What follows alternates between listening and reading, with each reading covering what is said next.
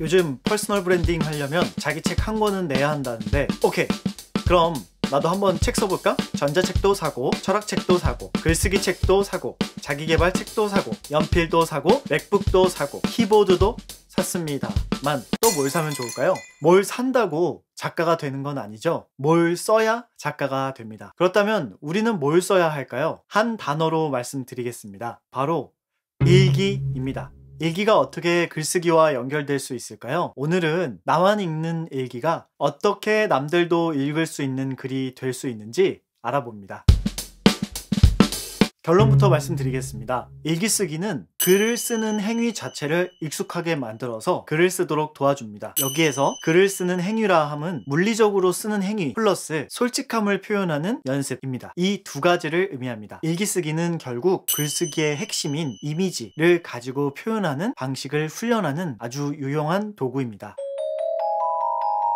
일기로 책을 만든 사례에 대해서 알고 계신가요? 아마도 많은 분들이 안네 프랑크의 안네의 일기를 잘 아실 겁니다. 그 외에도 이순신 장군이 쓴 난중일기, 로마의 황제 마르쿠스 아우렐리우스가 쓴 명상록, 이 최초의 일기라 불리우는 율리우스 카이사르의 갈리아스 전기 등이 있죠. 이분들이 쓴 일기의 공통점은 방대한 자료나 지식을 갖고 쓴 것이 아니라 자신이 경험한 상황을 바탕으로 자신의 느낌, 즉 생각과 감정을 기록했다는 것입니다. 그렇다면 우리도 우리의 생각과 감정을 그대로 적으면 그분들처럼 책이 될 수 있을까요? 아니죠. 이분들의 경험은 아주 특별했습니다. 이분들은 전쟁을 겪었죠. 전쟁은 여러 가지 의미에서 정말 특수한 상황입니다. 그렇다면 전쟁과 같은 특수한 상황을 경험한 사람만이 일기를 쓸 수 있을까요? 워커홀릭이었던 영국의 교사 캐서린 메이는 갑작스레 찾아온 우울과 건강 악화로 인해 갑자기 모든 것을 멈추게 된 자신의 중년을 기록하다가 이것을 겨울에 빗대어 표현한 책 우리의 인생이 겨울을 지날 때를 썼습니다. 이 에세이는 미국에서 10만 부 이상 판매 부수를 기록하면서 베스트셀러가 되었죠. 우리는 캐서린 메이와 같이 이 두 번째 방법, 일기를 통해서 씨앗을 심고 그 씨앗을 발전시켜서 책으로 만들어내는 그런 과정을 거쳐야 합니다. 그래서 저는 일기 쓰기가 도약대와 같다라고 생각을 하는데요. 내가 어떤 방향으로 쓰냐에 따라 시, 소설, 에세이와 같은 다양한 형태로 도약할 가능성을 가지고 있기 때문입니다. 아무리 두껍고 방대한 정보를 다루고 있는 책이더라도 그 책의 시작은 작가가 자신의 생각과 감정을 기록하는 것으로부터 출발을 합니다. 그래서 우리는 이 도약대를 밟지 않으면 그 어떤 단계로도 나아갈 수 없는 것이죠. 이건 단지 제 생각만은 아닙니다. 작가이자 독립서점의 주인인 이유미 작가는 자신의 책 일기를 에세이로 바꾸는 법에서 일기를 오랫동안 써온 일기 애호가 이자 글을 쓰는 작가로서 일기가 자신에게 끼치는 긍정적인 영향에 대해서 다루고 있습니다. 18년 동안 일기를 쓰면서 일기 쓰기가 글쓰기에 미치는 영향 3가지를 깨달았는데요. 지금부터 그 3가지에 대해서 말씀드릴게요. 일기 쓰기가 궁극적으로 쓰는 행위를 익숙하게 만들어준다는 것입니다. 에? 이게 무슨 말인가 싶으시겠죠? 만약 우리한테 누군가가 갑자기 칼과 생선을 주면서 회를 떠달라고 한다면 우리는 당황할 겁니다. 왜냐하면 회를 떠본 적이 없기 때문이죠. 횟집 사장님은 어떻죠? 아주 능숙하게 해내실 겁니다. 우리가 매일 눈으로 다양한 글을 보고 있지만 우리가 매일 글을 쓰는 건 아니기 때문에 막상 글을 쓴다고 하면 흰 배경에 검은색 글자를 타이핑하는 이 과정이 굉장히 불편하고 익숙하지 않습니다. 일기 쓰기는 매일매일 기록하는 행위입니다. 고로 매일매일 쓰는 행위를 반복하게 되고요. 글을 통해서 과정 자체가 익숙해집니다. 익숙해진다 라는 느낌은 두려움을 없애줘요. 전 이게 정말 중요하다고 생각하는데요. 어떤 일을 함에 있어서 두려움이 없다라는 것은 장애물이 없는 편안한 마음 상태로 임할 수 있다는 걸 뜻하죠. 글을 안 써보신 분들은 글쓰기에 대해서 모니터 앞에서 머리를 쥐어뜯거나 신내림을 받아서 키보드를 미친듯이 쳐내려가는 그런 이미지를 많이 상상하시더라고요. 하지만 글을 좀 써보신 분들은 잘 아시겠지만 글쓰기는 이 벽돌을 쌓는 것과 비슷합니다. 한자 한자 글을 써내려가면서 단순한 노동의 형태를 취하고 있죠. 근데 이 글 쓰는 행위 자체가 익숙해지지 않으면 글 쓸 마음 자체가 생기지 않기 때문에 글쓰기를 영원히 여러분 인생에서 가깝게 붙일 수 있는 기회가 사라집니다. 고로 일기쓰기라는 것은 물리적으로 쓰는 행위를 계속 반복하게 됨으로써 키보드에 무언가 두드리는 일, 종이 위에 펜으로 무언가 쓰는 일 자체를 익숙하고 편하게 만들어서 글쓰기에 대한 두려움을 낮춰줍니다. 정말 큰 마음의 장벽을 허물어주는 일이죠.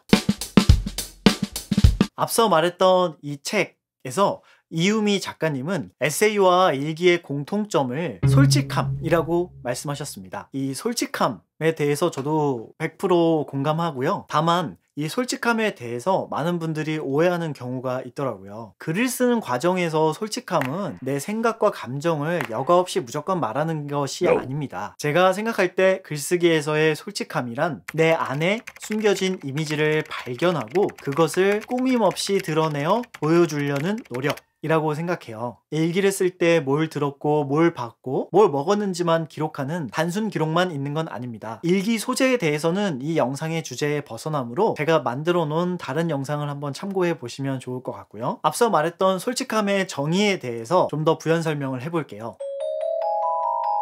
글쓰기는 문자로 이루어져 있지만 어떤 이미지를 글자로 표현하는 형태에 가깝습니다. 소설 읽어보신 분들 잘 아실 텐데요. 그 소설을 문자로 읽지만 읽다 보면 머릿속에 막 새로운 이미지들이 떠오르잖아요. 어떤 장면, 인물의 표정, 그 상황 등을 자연스럽게 떠올리죠. 그래서 결국 이 문자를 통해서 어떤 이미지를 떠올리는 것, 이것이 독자인 우리가 경험하는 것입니다. 작가의 입장에서는 어떤 이미지를 글자로 변환시켜 줘야겠죠. 저는 이 이미지를 글자로 변환시키는 과정이 바로 글쓰기다 라고 생각을 하고 있고요. 그래서 우리는 우리가 보고 듣고 맛보고 만져보고 생각하고 느낀 감정들을 이미지화하여 글자로 표현하는 연습이 필요합니다. 이 표현력이 얼마나 좋은가에 따라 작가로서의 나의 능력이 평가받을 수 있는 거죠. 일기를 쓰는 과정은 바로 이 이미지를 문자로 표현하는 연습에 가장 최적화되고 효율적인 도구라는 겁니다.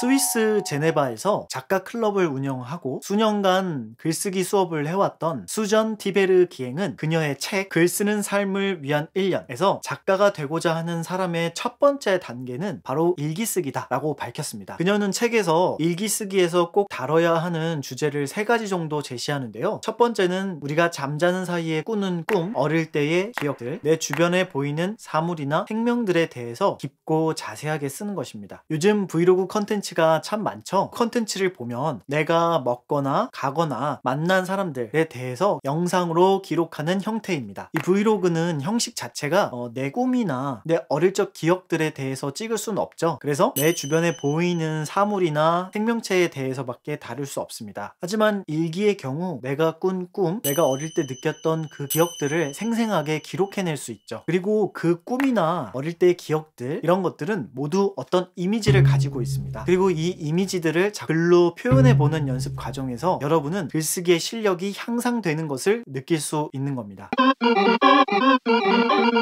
여러분, 방금 내용이 다 이해되셨나요? 좀 더 이해를 돕기 위해서 제가 예문을 가지고 좀 더 설명을 드려볼게요.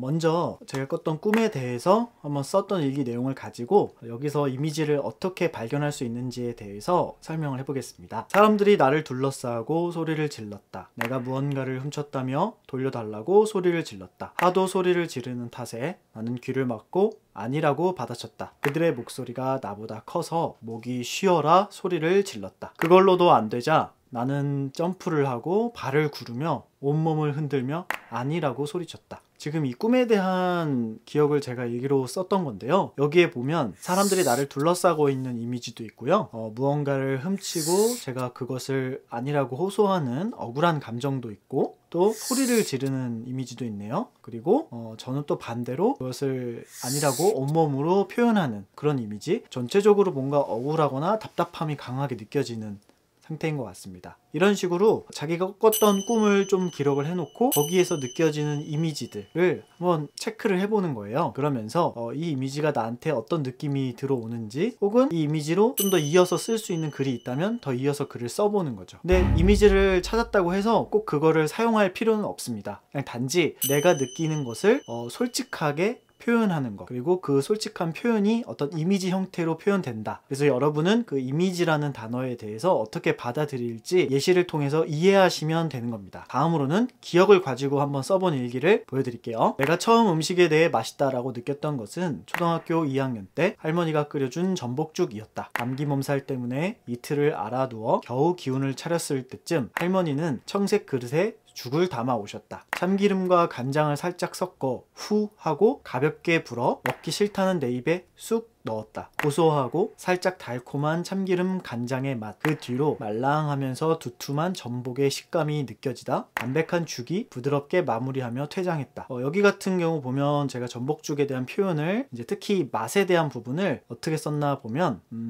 이제 달콤하고 고소한 느낌, 또 이 전복의 식감에 대해서도 썼고, 또 죽이 부드럽게 끝나는 걸 저는 퇴장한다는 이미지로 생각을 해서 쓴 것 같아요. 이미지라고 해서 무조건 사진처럼 어떤 구체적으로 보이는 것이 아니라 이 글을 통해서 여러분들은 아마 제가 이걸 먹을 당시에 또 저의 아팠던 모습, 또 죽을 주시는 할머니의 어떤 입, 사람마다 떠올리는 이미지는 다 다를 겁니다. 그런데 여러분이 어쨌든 일기를 쓰시면서 여러분들은 어떤 이미지를 갖고 글을 쓰시잖아요. 그러니까 그 글에서 나오는 이미지를 여러분들이 한번 포착을 해보시고, 아, 내가 이런 이미지들을 표현을 하고 있구나. 제가 만약에 쓴 전복죽은 이런 이미지지만, 만약 여러분이 처음 먹었던 어떤 죽에 대한 이미지를 글로 써본다면 또 저와는 전혀 다른 이미지가 나올 거예요. 그래서 이 기억을 통해서도 여러분들이 체크할 수 있는 어떤 이미지들을 한번 체크해 보시고, 여기에서 내가 좀 더 글로 더 발전시키고 싶다 라는 부분이 있으면 발전을 시켜보는 거죠. 저 같은 경우 만약에 여기에서 더 글을 발전시킨다면 죽을 처음 먹었을 때 그 식감 쪽에 더 집중을 했을 것 같아요. 아니면 어떤 분들은 그 할머니가 죽을 끓이기 위한 어떤 과정들을 기억나는 대로 더 집중했을 수도 있고요. 이것 또한 글을 쓰는 어떤 우리의 선택이죠. 오늘의 내용을 좀 정리해 볼게요. 일기를 쓰는 행위는 글을 쓴다는 행위 자체를 익숙하게 만들어서 글을 쓰는 근육을 키워준다. 두 번째, 여기에서 근육이라고 함은 물리적인 근육도 있지만 솔직함을 말하는 근육, 이 두 가지를 의미합니다. 일기쓰기는 궁극적으로 글쓰기의 핵심인 이미지를 가공하고 솔직하게 표현하는 훈련을 도와준다 입니다. 네, 여러분, 오늘 영상은 어떠셨나요? 왜 많은 작가들이 일기를 썼고, 또 일기 쓰기를 통해서 어떻게 자신의 작품을 발전시켰는지 구체적인 사례나 마땅히 참고할 만한 레퍼런스가 없어서 한번 만들어 봤는데요. 일기 쓰기를 기반으로 이미지를 뽑아내서 나만의 솔직하고 담백한 문장들을 뽑아보면 어떨까요? 오늘 영상이 도움이 되셨다면 구독과 알림, 좋아요 부탁드립니다. 오늘 하루도 행복한 하루 보내세요. 감사합니다.